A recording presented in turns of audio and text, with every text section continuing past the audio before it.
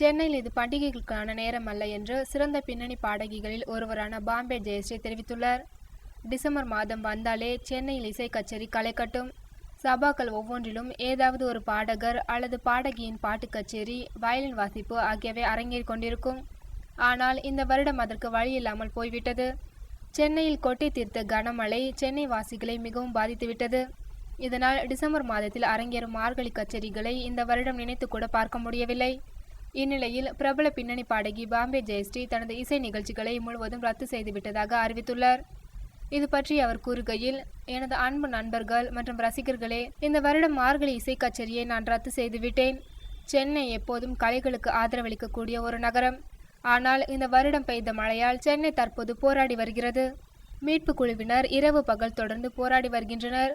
நிறைய மக்கள் வீடுகளை இழந்து அடிப்படை தேவைகளுக்கு போராடி வருகின்றனர். நான் நினைக்கின்றேன், இது சென்னையின் பண்டிகைக்கான நேரம் அல்ல. சென்னை மீண்டும் பழைய நிலைக்கு திரும்பும் என்ற நம்பிக்கை எனக்கு உள்ளது.